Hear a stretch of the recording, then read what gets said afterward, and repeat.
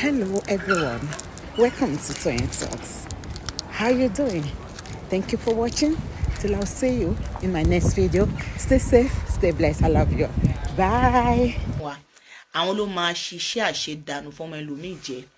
Àwọn ni wọ́n máa dáná sílẹ̀ fọmọ ẹlòmíì jẹ. Àwọn ni wọ́n máa fọ aṣọ tí wọ́n ò ní rójú ráyè káwọlé. Gbogbo ẹ̀dákẹ́dà tó bá ti ní pé ọmọlàkejì òun ní nísinmi, òun ló máa ṣiṣẹ́ dànù fọmọ ẹlòmíì jẹ. Òun náà máa gbàrà ẹ̀dá níjọ́ nǹkan ẹ̀yẹ, níjọ́ nǹkan ẹ̀yẹ àwọn ọmọ ẹ̀. Òun ló máa ṣẹ́gun sí tí ò ní jẹ́. Òun ló máa fọ aṣọ tí ò ní dúró ká. Lágbára Elédùmarè, lágbára Ẹlẹ́dàá àwọn abiyamọ. Please don't forget Baba Ijesha. That's why we love you. I should not forget Baba Ijesha. Okay, you love me because of Baba Ijesha. Ṣé mi ni ìyàwó Baba Ijesha ni? Àbí ò ní please don't forget Baba Ijesha. Kí ni mo lè ṣe bí báyìí? Tọ́lọ́run bá táwọn alágbára ayé. Tó bá láwọn fẹ́ fagbára hàn ni. Ìgbà mélòó lọ́nà náà máa fi fagbára hàn ojú ló pẹ́ sí Ìtẹ́lábísí Amadu awẹ̀yọ ojú ló pẹ́ sí gbogbo yìí tẹ́lẹ̀ ẹ lọ fọkàn balẹ̀ pírí ló kọ Tájí Ìjẹ̀ṣà máa lọ ó máa dé Ìjẹ̀ṣà máa lọ ó máa dé kò sí kankan tó máa ṣẹlẹ̀ Ìjẹ̀ṣà go come back. Wọ́n ní bàbá lábúlé ti fi ẹ̀jẹ̀ àṣà mọ́ pọlọ nù tán. Ìyẹn máa gbẹkún tiẹ̀ ní kọ́tù ẹ̀rí pọ̀pọ̀lọpọ̀ wọn kàn ń gbẹ wọn kì í ṣe pé wọ́n lo slimy o wọ́n kàn ń gbẹ àwọn ẹ́sádọ́gì náà gbogbo àwọn ọmọ yìí ti gbẹ tán ìgbárùnmọlẹ̀ ló ń fẹ́ jẹ ẹ̀wẹ̀ ìgbárùnmọlẹ̀ àwọn onílẹ̀ àwọn tó nílé ayé àwọn ló ń ba titi wọn jẹ́ tọ́lọ́ dẹ̀ máa ba ti wọn jẹ́ kanlẹ̀ gbogbo ẹ̀dákẹ́dà tó sọ pé ọmọ làkejì òun ò ní nísinmi òun fúnra rẹ̀ ọkàn ò ní balẹ̀. Ká tó lọ sórí iṣẹ́ òwò ajẹ́ kí n fa àwọn fídíò tí mo ṣe ní kíláàsì wọ̀nyí lẹ́ni mo rí lè ní fọ́n tó pọ̀ gan-an ní kíláàsì a rí lè ní fọ́n tó pọ̀ a ní fọ́n tó pọ̀ gan-an ní kíláàsì aláwọn fọ́n tó pọ̀ ẹ jẹ́ n fa àwọn fídíò tá a ṣe ní kíláàsì wọ̀nyí kí tó máa bá tèmi lọ ká tó lọ sórí iṣẹ́ tó gbé wa wá. Típin tí nípìn kọ́mọ́fọ́dí kíkí ibi tá ti ń jó lérè gbàtà wà ní break ìmọ̀ àtàwọn kọ́líìgì mi gbàtà wà ní break.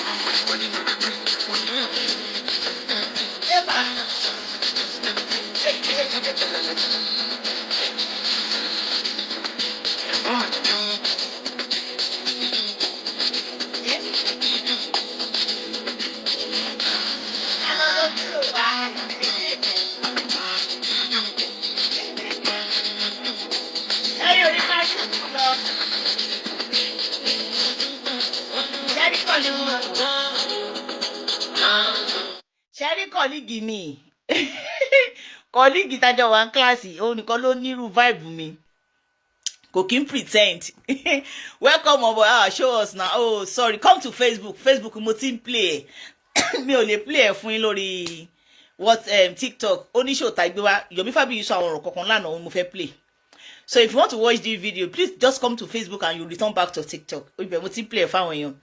Ṣẹ́rí kọ́líìgì mi bàbá wèrè kọ́líìgì ni ó máa disturb mi gan mo dẹ̀ máa ń like people with positive energy kò gbọ́ English o mo bọ̀ Ṣẹ́rí kọ́líìgì mi kò gbọ́ English but ó like vibe mi kò kí pretend àwọn tó kù máa ń pretend pé but òun kò rán mi kò tiẹ̀ ó máa gbé súnmọ́ ẹni tó dẹ̀ máa bá ẹ ṣeré ọmọ Ukraine ni ṣó ti ẹyin so àwọn ẹ̀dá tí mi máa ń like nìyẹn spirit mi bá ti tiẹ̀ lọ but kò gbédè mi náà ò gbédè ẹ̀ so Dutch la fi bára wa sọ díẹ̀díẹ̀ ọdún náà ó gbọ́ Dutch jù mí lọ so a ṣáà ń communicate ní tátàtàtà bá ṣe mo dẹ̀ ti sọ fún mo ní mò ń bọ̀ Nàìjíríà kóun náà wá jẹ àmàlà so pátá wà ní break nìyẹn ní school tábà ti wà ní break bẹ́ẹ̀ yẹn a máa wọ kitchen a lè ṣe cappuccino a lè ṣe coffee a lè ṣe anything tábà like so èmi dẹ̀ rèé cappuccino mo máa ń mu èmi ò like coffee torí ó máa ń korò èmi ò like anything tó bá korò Miss Alimu how are you èmi ò like anything tó bá korò so anything around me is positive because you can't be with Z kẹwàá lọ ní dulling spirit bó lẹ ti fẹ́ rí ìwà táwọn class rẹ̀ títí ṣà ń kọ́ wa so ìtókù dẹ̀ di Monday. Ẹ fi gbọ́n tíṣà mi ò mọ̀ pé mo ṣe fídíò ẹ wo student tí wọ́n rán lọ school ọ̀tọ̀ ní tá à ń ṣe ń class. Okay, ẹ já lọ sí show tó gbé wa. So I welcome you all to today's program. As you all can see, video Yomi Fabiyi sọ àwọn nǹkan kan mo fẹ́ kí gbogbo wa dì mú ní àná. Èní mo máa tètè kúrò lórí show nítorí pé ẹ gbà mí ṣé bí kọ́ ni mo ṣe ẹ̀ sí. Oh sorry, bí mo ṣe ẹ̀ sí o ń bọ̀ nítorí pé mo sọ fún yín pé mo máa lọ sí club lálẹ́ yìí, so ọkọ mi máa gbé mi lọ club tó bá ti dé. Now ẹ jẹ́ n fi nǹkan wọ̀nyí.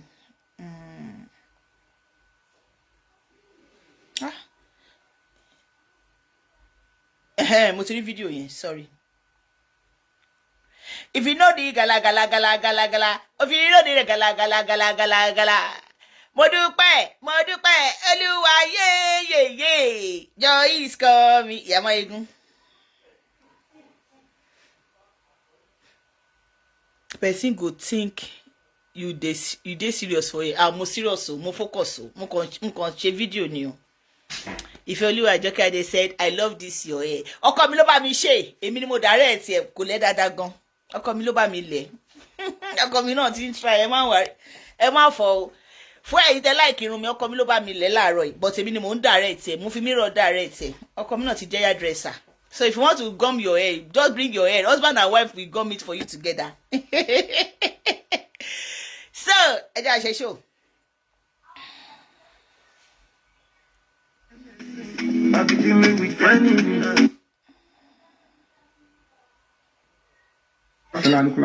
But what do you have?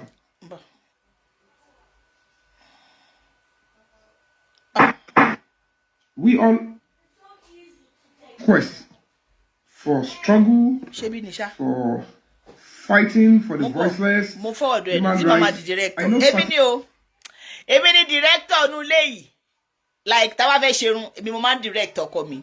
Ìyẹn irun mi o. Mọ̀ pé èmi nìkan ni wọ́n bá ṣerun nu léyìí. Èmi mo máa ṣerun fún gbogbo wọn, but òun ló máa bá mi ṣerun mi. Fatima Bakari, welcome on board jàre. Mo ti wá sí Facebook. Ẹ ti wá mi sí Facebook. Kí bá yín play ẹ̀ padà. Èyí lè fẹ́ dá wa padà sẹ́yìn. Video yẹn lélẹ̀. Àwọn kan ṣẹ́gun sí wọn ò dúró jọ ọbẹ̀. Wọ́n tọ́mọ ní tòótọ́ wọn ò tún jèrè ọmọ. Ǹbẹ́ nílọ sọ́jà ló yẹ kó wọlé mú mi sí mi lẹ́yìn o. Elédùà mọ́ bẹ́ ọ, má jayò gbàrà mi dànù. Olúwa má jẹ́ ṣe. Ìṣẹ̀dá mi má jẹ́ ṣe o. Mo bẹ̀ ọ́ má jẹ́ ṣe. Orí mi má jẹ́ ṣiṣẹ́ àṣelà. Wọ́n mọ ẹlòmíì jẹ́. Ṣáàtì fi wọ̀nyí. My society Ẹni tó wọlé sórí kìíní tán wá. And like I always tell those like festivals. Ìjọ kan báyìí. Ọ̀dọ́ náà. Ìjọ kan báyìí ni o. Okay. Mo bọ̀ mú wá mínítì. A lot of we're trying to set a lot of example to the world and say, hey, go away, ìjọ kejì ni.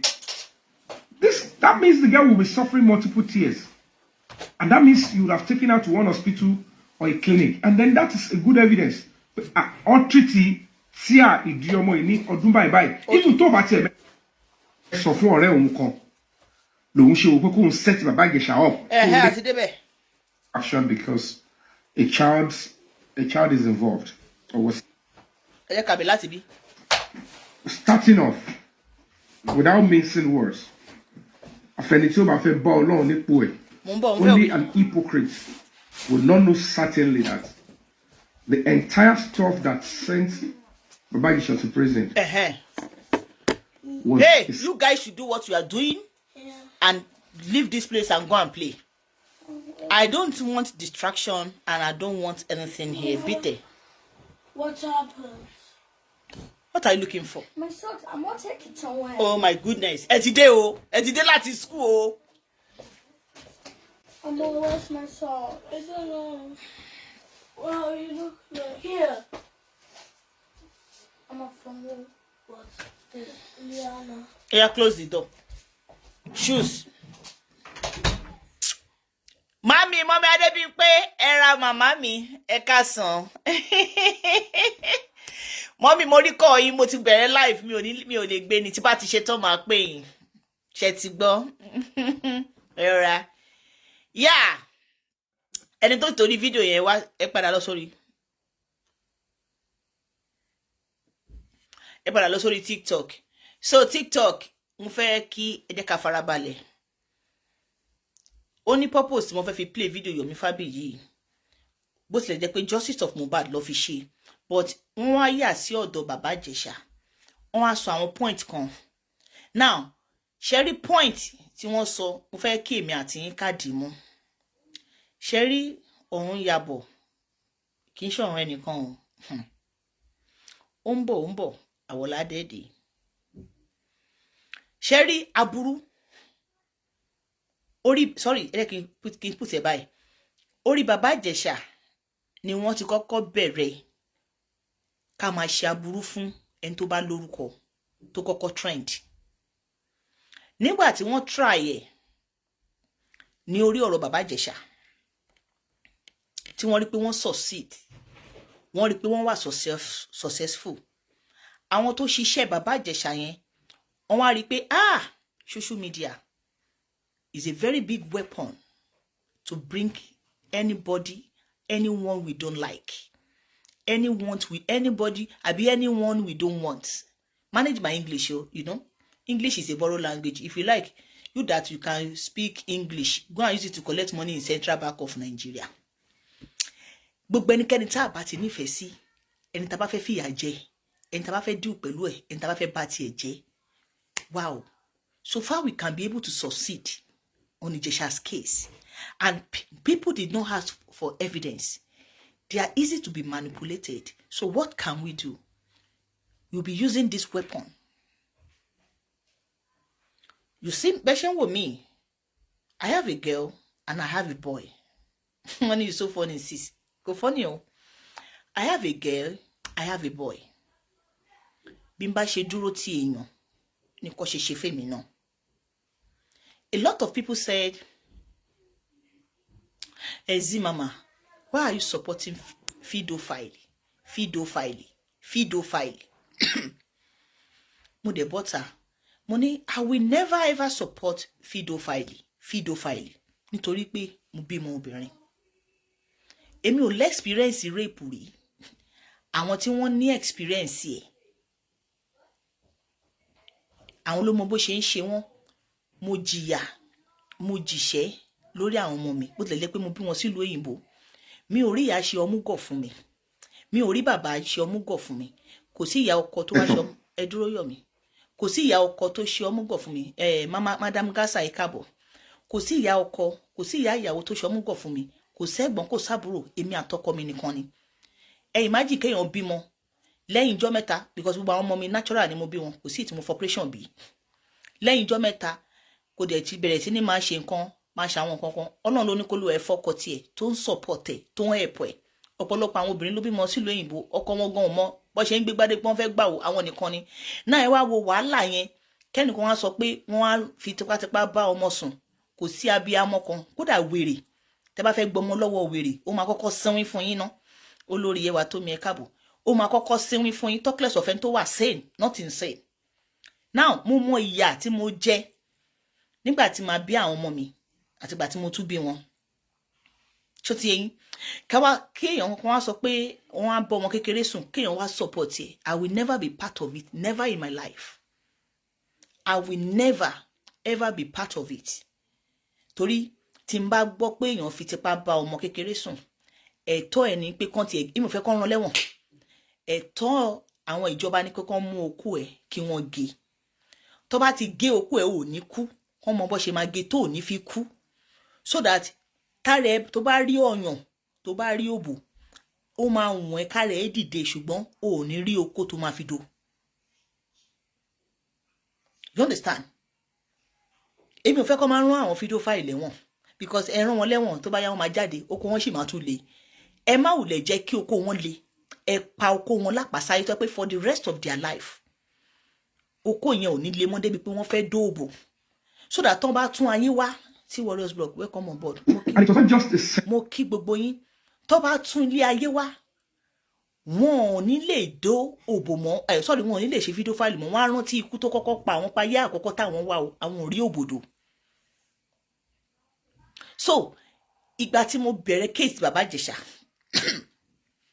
nígbà tí arábìnrin tí wọ́n pè ní princess àbí kí ló ń pè tó kọ́kọ́ bọ́ta lórí Instagram tí ó sọ pé ẹ̀mọ́kò lọ́wọ́ kọ́ sọ̀rọ̀ ó ní bàbá Ìjẹ̀ṣà o ó ní pé ó wá fi kọ́kọ́rọ́ ó ló fi jábàálẹ̀ ọmọ kí ló fà á tó sọ pé ó fi kọ́kọ́rọ́ jábàálẹ̀ ọmọ ó ní tóun bá ọmọ kan ń gbé pẹ̀lú òun gbogbo yín lẹ mọ̀ pé òun ò rọmọ bí ibẹ̀ lọ tí kọ́kọ́ fi emotional blackmailing lé gbogbo yín down lórí media and you all are not focusing you are not listening because Nigeria is used to you are used to emotional blackmailing. This is what is killing Nigerians. And I won't lie to you. Ìlú tá bá fẹ́ kó develop, ìlú tá bá fẹ́ kéku kébi eku kẹ́yẹ kébi ẹ̀kẹ́. Remove emotional from it. But Nigerians, they are using emotional blackmailing weapon to get you all. Now, nígbà tí woman yẹn kọ́kọ́ wá, ó ní pé Prince Adetono, it's not a force. By force, you watch my video. We have a lot of hosts on TikTok. You can go there and watch it. You don't tell me what to do. I'm not here because of you. I'm here because of the people that want to listen to me and they want to learn from what I'm talking about. Okay? So you can please exit my platform. Because I want to pick a point here. And the same issue, you say let's forget about issue. Let's forget about this issue. And the same thing is still happening. It happened to Mohbad and it happened to Yeye Mesho. This same thing that you said, let's forget about it. Ìjẹ̀ṣà is still in prison. And they are still doing the same thing to Lizzy Anjorin. It's just because they have not achieved their aim. And you are telling me to, let's forget that. If you don't want to watch my video, you can please exit my platform. Now, ọ̀rọ̀ tí mò ń sọ lọ. Nígbà tí arábìnrin yẹn wá, wọ́n ní gbogbo yín lè mọ̀ pé àwọn òbí mọ ojú ọmọ pọ́n àwọn torí ẹ̀ ní ìgbéyàwó àkọ́kọ́ àwọn ṣe bàjẹ́ whereas nǹkan tó ba ìgbéyàwó wọn àkọ́kọ́ jẹ́ kì í ṣe pé torí pé wọn ò bímọ but wọ́n lò pé torí pé àwọn ò bímọ òun ló jẹ́ kí ìgbéyàwó àwọn forí ṣánpọ́n àwọn yẹn wá sọ pé okay àti gbọ́ now ọmọ tó wà pẹ̀lú àwọn ìgbà kan wà tí Ìjẹ̀ṣà tó ní problem now problem tó nìyẹn kò nílé ọ̀dọ̀ àwọn ló ń gbé ó wá mú ọmọ yẹn ó fi kọ́kọ́rọ́ ó fi já òbò ẹ̀ ó tún fi caterpillar ó fi já òbò ẹ̀ ó tún gbé kàkàkàkàkà ó fi já òbò ọmọ ẹ̀. You understand? Let me just block this person. Let me block you since you don't want to exist my platform. So let me block you. You don't have brain. So I expect you have brain. So since you don't have brain, sorry, I have blocked you. Now, ìgbà tí woman yẹn wá sọ ọ̀rọ̀ yẹn, èmi gan ara mi bù máa ṣọ́ mo ní ṣé níbi tí mo ṣe ń lọ kì í ṣọ̀rọ̀ bàbá Ìjẹ̀ṣà ni mò ń lọ o. Ọ̀dọ̀ Lizzy Anjorin àti ọ̀dọ̀ Naira Marley ni mò ń lọ o. Fine, the deed have been done. They have sent Ìjẹ̀ṣà to prison, but I want to bring reference out and I'll be playing Yomi Fabiyi. Now, nígbà tí mo gbọ́ fídíò yẹn wípé wọ́n ti pé wọ́n gbé caterpillar wá, wọ́n gbé kọ́kọ́rọ́ wá, wọ́n gbé búdòsà wá, wọ́n fi já ìbálé ọmọ kékeré. Gbogbo wa pátápátá la faraya. Èmi ni mo kọ́kọ́ ṣe show lórí Facebook. Mo ní tó bá sọ pé nǹkan tí Ìjẹ̀ṣà ṣe is real. Èmi ò fẹ́ kán rán lẹ́wọ̀n, mo fẹ́ kán gé okó ẹ̀ ni. Okó ẹ̀yin ò ní ṣiṣẹ́ mọ́ pé irú ọ̀dájú wo nìyẹn. Ó fi kọ́kọ́rọ́ ó fi jáde ọlọmọlọmọ ṣó fẹ́ fi ṣògùn owó ni because báwo ló ṣe máa mú kọ́kọ́rọ́ jáde èèyàn mo tún wá mú kọ́kọ́rọ́ pé àwa tá jẹ́ àgbàlagbà igan ká sọ pé àti bísùn àti bíbàlẹ̀ gan wọ́n gbọ́dọ̀ sọ pé wọ́n ti kọ́kọ́rọ́ bọ̀ wá lójú ara ká má bleed kó má dùn wá talkless of láì ṣe pé olúwẹ̀ jẹ́ wèrè kí nìyẹn bí mínú mo ṣe ṣó mo ní Ìjẹ̀ṣà ẹ̀gẹ́ okó ẹ̀ kò gbọ́dọ̀ exist mọ́ ìgbà tó wáyá arábìnrin náà ló fún ara rẹ̀ sọ pé òun ní evidence o CCTV gbé o ó dá à ń retí CCTV ìgbà tó máa release CCTV ọmọ tẹ sọ pé ó máa ń gbọ̀n wọ́n ní táwọn bá ti ń wo fíìmù nulẹ̀ tọmọ ẹ bá ti lè rí bàbá Ìjẹ̀ṣà nù tẹlifíṣàn báyìí ó máa ṣe báyìí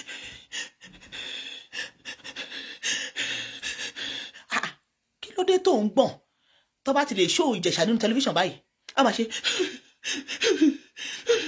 ọmọ yẹn wà traumatized ok ibẹ̀ làwọn ti wá bèrè pé kí ló ṣẹlẹ̀ tó wọn bá àwọn sọ pé ọmọ yẹn sọ pé bàbá Ìjẹ̀ṣà ni ó ń já ìdí òun fi kíní já fùrọ̀ òun now ìgbà tó wọn sọ pé àwọn wá invite Ìjẹ̀ṣà wá sọ́dọ̀ àwọn for past 7 years or 8 years tíyàn ò rí wọn mọ́ tíyàn ò lọ sílé wọn ẹ wá invite ẹ wá sílé yín pé ẹ fẹ́ ṣe fíìmù kó wá gba script whereas Ìjẹ̀ṣà ṣe gba wíìkì yẹn ní Ìjẹ̀ṣà gba ambassador àwọn tó fẹ́ bá polówó ilẹ̀ o 20 million naira per yearly ẹ gbọ́ we all know me and you know that nínú àwọn Nollywood àwọn ọkùnrin ò kí ń gbé wọn ò kí ń gbẹgbẹ pé wọn ò ń gbé lárí àwọn obìnrin wọn nìkan ló ní due to their connection mọ́ àwọn politician yẹn àwọn obìnrin yẹn nìkan ni wọ́n ní ká máa kọ́wọ́ wọn máa tẹ́gbẹ́ nínú Nollywood we all know that in Nollywood àwọn ọkùnrin wọn máa ń struggle gan wọn máa ń suffer gan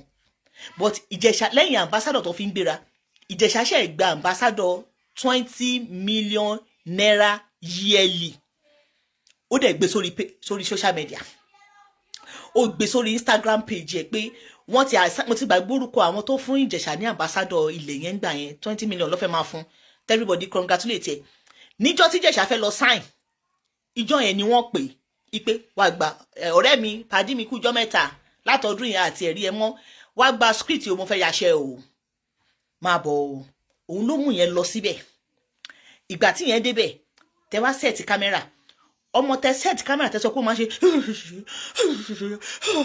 fọ́tò yìí ni o fọ́tò yìí ni o fídíò yìí ni o alulululu ṣuṣuṣuṣu ládẹ̀rẹ́ ọmọ ní CCTV lọ́mọ jókòó rẹ́gí ọmọ ló tún bọ́ bàtà whereas script iṣẹ́ tẹ yà lẹ́ni dúró o àwa ń bọ̀ o cameraman tẹ bá rí fídíò tó release ńgbà yẹn arábìnrin yẹn àti àwọn ọkùnrin kan jọ bọ́ta cameraman set ma wọ́n ní wọ́n fẹ́ lọ set camera wọ́n fẹ́ lọ set gbogbo ẹ̀ ok ṣe rìhásà lọ káfídé à ń bọ̀ ọmọ tẹ ní ó ń gbọ̀n tẹ kọ́kọ́ wá taṣẹ́ ẹ̀fà wà lórí mídíà ipò ọmọ yẹn máa ń gbọ̀n ọmọ wa dẹni tí ó gbọ̀n mọ́ ó wá jókòó comfortable ṣí àwa àwájú ṣí àwa lẹ́yìn ṣí àwa lẹ́gbẹ̀ẹ́ ṣí àwa láàrin ọmọ yẹn wá jókòó comfortable ó wá jẹ́ pé ẹ̀gbẹ́ ẹni yẹn gangan lẹ́ni kó jókòó sí whereas éèjì tí wọ́n pè fọmọ kọ́ lọmọ jẹ́ o ẹ wo ẹ má wọrí mo kàn ọ̀rọ̀ bàbá Ìjẹ̀ṣà wọ́n ti already jail ẹ o mo kàn rìn wá ní memory yín flashback now nígbà tẹ́mi wá rí fídíò yẹn èmi ò tí ì gbọ́ nǹkan kan mo á sọ pé fídíò yìí there is more to this video mo tún wá divert èmi tí mo sọ pé kó gé okó Ìjẹ̀ṣà èmi mo ní kó gé okó ẹ̀ kó má ràn lẹ́wọ̀n kan gé okó ẹ̀ kó má exist mọ́ ìgbà tí mo wá wo fídíò yẹn mo ní there is more to the video ṣe rí bí Elédùmarè ṣe lò mí pé there is more to video òun náà l'Elédùmarè lò very dark man nígbà tí wọ́n sọ pé Naira Marley Sam Larry ló pa Mohbad sínú ilé whereas Naira Marley Sam Larry ò sínú ilé o so kíni yẹn ló tún mú VDM sọ pé ṣé Naira Marley wà Nàìjíríà ṣé kíni kan wà dà tún Naira Marley fi divert ọ̀pọ̀lọpọ̀ àwọn èèyàn padà pé àwọn tó wà nílé yẹn for good 24 hours ní kọ́ question kì í ṣe ẹni tí ò sí Nàìjíríà because báwo lẹni tó sí Nàìjíríà ṣe máa lọ fi ìbọn àbí orí òkò fọ́ èèyàn tó wà ní Nàìjíríà lórí kíni yẹn ni mo wá fi divert bí mo ṣe divert báyìí bí information ṣe bẹ̀rẹ̀ sí ní orí fóònù mi nìyẹn Zimama there is more to it o wọ́n ní kí Ìjẹ̀ṣà wáyà ṣẹ́ ni o báyìí ló ṣẹlẹ̀ o arábìnrin yìí àti àwọn tí wọ́n ń pariwo lórí mídíà Ìjẹ̀ṣà ti jẹṣẹ́ wọn rí ni o nígbà tí kinní kan wọ́n dẹ̀ retí ìgbà tó máa dín pẹ̀lú ẹ̀ but unfortunately due to the contract tó gbà òun ló ṣe fẹ́ jẹ́ pé kò ní ìgbà pójú lórí o ọwọ́ ò ní bá o òun mo fi wá ń ṣe show ilé àgbé information wa láfi wá ń ṣe show pé Ìjẹ̀ṣà gbọ́dọ̀ sọ̀rọ̀ ibi tí wọ́n lọ ti Ìjẹ̀ṣà mọ́ wọ́n ní ò gbọ́dọ̀ sọ̀rọ̀ ànínú ilé yẹn mo wá fẹ́ flash brain yín padà nígbà tí wọ́n release fídíò CCTV tán ni wọ́n release wọ́n release ibi tán ti lu Ìjẹ̀ṣà wọ́n lù bí kókú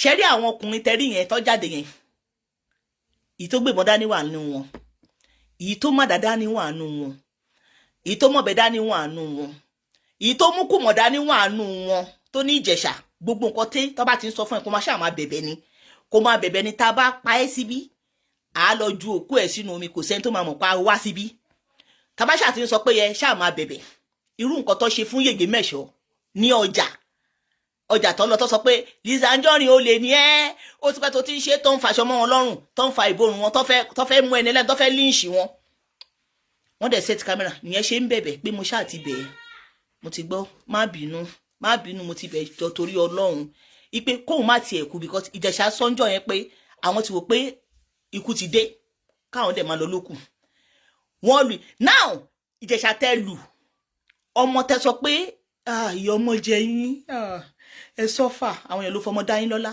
ẹ tún wá padà lu ọmọ yẹn gbogbo yín dẹ̀ rí fídíò yẹn lórí social media iye yín ò sọ síbẹ̀ pé ọmọ tẹ́yìn sọ pé wà traumatized kí lẹ tún lù fún ṣebí nǹkan tẹ́ni kó ṣe ló ṣe kí lẹ lù fún wọ́n lu ọmọ yẹn bí kókú wọ́n lu ọmọ yẹn and bó ṣe lu ọmọ yẹn wọ́n àìdí o fídíò yẹn wà lórí mídíà o tó ń sọ fárábìnrin yẹn pé ó ti tó fílẹ̀ ibẹ̀ fídíò yẹn ló mú èmi sọ pé ọmọ tẹ́ bá mọ̀ pé wà traumatized ẹ gbọ́dọ̀ protect ẹ ní kí ló mú yín lù there is more to this ìjọ kejì àwọn tó ń fẹ́ fún Ìjẹ̀ṣà ní contract wọ́n dey announce pé from now on Ìjẹ̀ṣà Ọlárewájú Omiyinka is no more our ambassador again is no more our this again we have removed our ambassador we have removed our contract is no more our this gbogbo àwọn tó fẹ́ gbé díìlì fún wọ́n dẹ̀ bẹ̀rẹ̀ sí ní disassociate ara wọn fìyà tí Saheed Balogun bọ́ tá ń gbà yẹn ó ganu sí pé there is more to it this o pé Ìjẹ̀ṣà ò lè ṣe bẹ́ẹ̀ o kíá ni favourite yín wọ́n bọ́ tá báyìí wọ́n mú Saheed Balogun wọ́n mú pọ́nkán pákán wọ́n ní tó bá tún sọ̀rọ̀ ńbẹ̀ àgbé tiẹ̀ náà síta Fẹ́mi branch ìyẹn náà bọ́ tá kó support Ìjẹ̀ṣà wọ́n mú ìyẹn náà wọ́n sáná sí láòdù pákán pápápápápápá máa yẹn náà ya korin wọlé wọ́n mú èèyàn bíi mẹ́ta kọ́ ni àwọn ọkùnrin bíi mẹ́ta wọ́n mú wọn pọ́kánpọ́kán wọ́n sáré ṣáná sí loud lórí wọ́n tán ring light sí wọn ní gbogbo àwọn tó fẹ́ sọ̀rọ̀ in favour of Ìjẹ̀ṣà wọ́n ṣáná sí loud gbogbo wọn sá wọlé wọ́n ṣẹnu wọn ní pínpín a bẹ̀rẹ̀ sí ní jà pé ibùgbé kàláyé pé mi ò ní Ìjẹ̀ṣà ò ṣẹ̀yìn ṣẹ́rí ilé ayé yìí a lè ṣe ká má ṣe ra wa àwọn àti eyín ó ń jà tí eyín máa gé àwọn jẹ bó ṣe ń parí ìjà yẹn gan kò yí àwa ta ni àwọn àtẹ̀yìn nǹkan tó bá ṣe fún mi wá sọ síta pé nǹkan báyìí ló ṣe fún mi tó fi ṣe mí tó bá fẹ́ káwọn èèyàn bá ẹ dá sẹ̀ríà fún ọ̀tọ̀ nìyẹn ṣé mọ̀ pé for example nsìn bóyá Yèyé Mẹ́ṣọ̀ ń sìn bóyá mo dọ́dọ̀ wọn sìn kí ni mo ṣe náà bóyá wọ́n gbóúnjẹ sórí tébù mo wá lọ jí oúnjẹ wọn mo jíjẹ wọn á ká mi mọ́bẹ̀ ṣé mọ̀ pé tí Yèyé Mẹ́ṣọ̀ bá wá sọ online pé abẹ́ ẹ̀rí mi lọ́wọ́ sí màmá ní oúnjẹ tí mo gbé sórí tébù mà ló ń jíjẹ pátápátá ẹ máa bú mi pé alátẹnujẹ ni sí màmá ó lè ní kí ló wá dé bẹ́ẹ̀ ó dẹ̀ lọ ojú kòkòrò ó dẹ̀ mú ẹ lọ jí oúnjẹ jẹ gbogbo yẹn máa move on ṣùgbọ́n tí Yèyé Mẹ́ṣọ̀ bá bọ́ sílẹ̀ wá sọ pé ẹ gbà mí lọ́wọ́ sí màmá o oúnjẹ ni mo jẹ o but kọ́ máa sọ pé ẹ gbà mí lọ́wọ́ sí màmá o góòlù worth 50 million naira góòlù tó worth 100 million naira tí mo gbé sínú rúùmù mi òun ni sí màmá wá jí gbé o ẹ gbà mí o mi ìmọ̀ pó lè ní o góòlù tó worth 100 million naira sí màmá nìkan ló wọnú yàrá mi òun ló jí góòlù mi kí ni gbogbo yín máa sọ ẹ ní take it easy o ẹ máa pariwo ní pé ìgárá ọlọ́ṣà alọ́kọ́ ló ń kígbe olè ẹ máa fẹ́ máa bú mi olè ají góòlù àbí ẹ̀kọ́ lẹ máa sọ ṣé mọ̀ pé bẹ́ẹ̀ ṣe máa díù pẹ̀lú mi pé mo jí góòlù ó yàtọ̀ sí bẹ́ẹ̀ ṣe máa díù pẹ̀lú mi pé mo jí ráìsì mo jí oúnjẹ jẹ o ìyàtọ̀ fi jẹ Ìjẹ̀ṣà nìyẹn àwa dẹ̀ bọ́ta àwa ta ti rí gbogbo ẹ̀ mo tún ní bàbá Ìjẹ̀ṣà ẹ sọ̀rọ̀ Ìjẹ̀ṣà ẹ sọ̀rọ̀ káwọn èèyàn gbọ́ tiyín Ìjẹ̀ṣà ní àbúrò mi